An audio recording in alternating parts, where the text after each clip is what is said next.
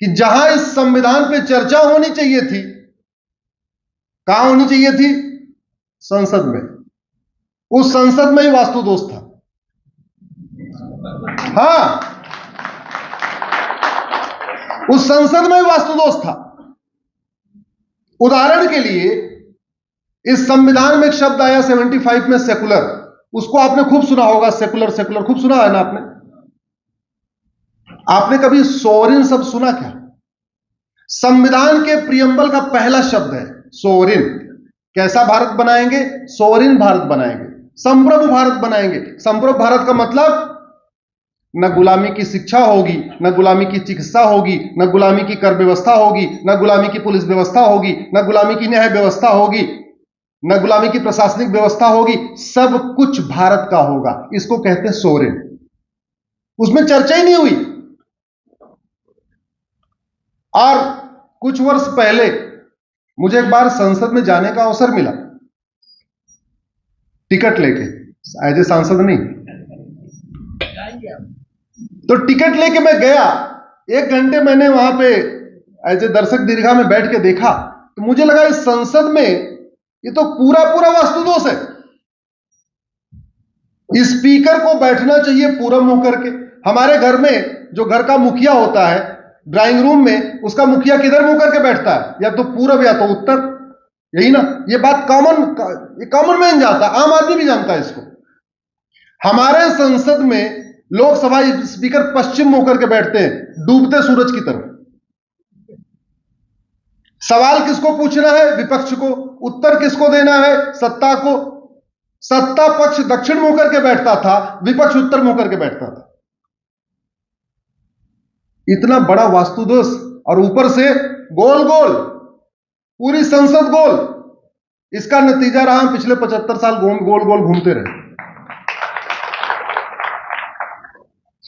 मैं प्रधानमंत्री मोदी जी को धन्यवाद दूंगा, जो नई संसद बनी है पूरी तरीके से वास्तु परफेक्ट बनी है। अब लोकसभा स्पीकर का मुंह पूरब की तरफ होगा, सत्ता पक्ष की जिसको उत्तर देना है उसका मुंह उत्तर रहेगा, विपक्ष जिसको सवाल पूछना है उसका मुंह दक्षिण रहेगा। एक वास्तु परफेक्ट संसद बनी है, और उसका नतीजा देखिए, संसद बनी हुई और एक कानून सबसे जबरदस्त पास हो गया, 33% महिलाओं को आरक्षण। रिजल्ट सामने है आपके, काम शुरू। नई संसद में नया कानून, और पहला कानून वो भी जबरदस्त कानून जो पिछले 20 साल से तू मैं के चक्कर में अटका हुआ था, पास हो गया।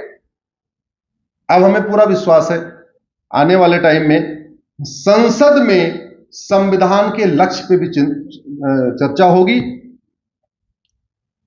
मैं पहले इंजीनियर था, वकील तो बाद में बना, और इंजीनियर था तो मैं मारुति में था, जहां कार बनती है। वो पहले गवर्नमेंट की कंपनी थी। तो जापान के लोग उसमें बहुत काम करते हैं। जापानियों से हमने ये सीखा, वो हर समस्या की रूट काज एनालिसिस करते हैं। जैसे अगर गाड़ी में कोई फॉल्ट आ गया तो ऐसा नहीं तुरंत रिपेयर करके दूसरी गाड़ी आगे बढ़ा देंगे, वो पूरी लाइन ही बंद कर देते हैं। बोले पहले ये पता करो ये फॉल्ट आया क्यों। कोई बोल्ट फेल हुआ तो बोल्ट क्यों फेल हुआ? बोल्ट का मटेरियल खराब था, बोल्ट जो बनाया वो खराब था, जहां से बोल्ट आया वहां गड़बड़ी थी, बोल्ट की क्वालिटी टेस्टिंग में प्रॉब्लम थी क्या? पहले रूट काज पता करिए। मेरा यह मानना है, भारत की अभी जो भी समस्याएं हैं, उन सारी समस्याओं का समाधान संसद और सुप्रीम कोर्ट में है। एक गोल गोल घूमने वाली संसद तो बदल गई, नई संसद बन गई है। अभी वास्तु दोष सुप्रीम कोर्ट में भी है।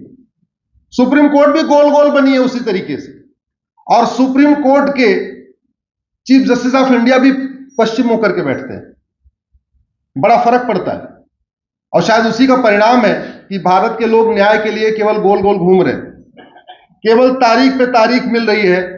मुझे लगता है सुप्रीम कोर्ट में भी वास्तु का ध्यान देना पड़ेगा, और उसको भी वास्तु परफेक्ट बनाना पड़ेगा। वास्तु दोष सुप्रीम कोर्ट में भी है।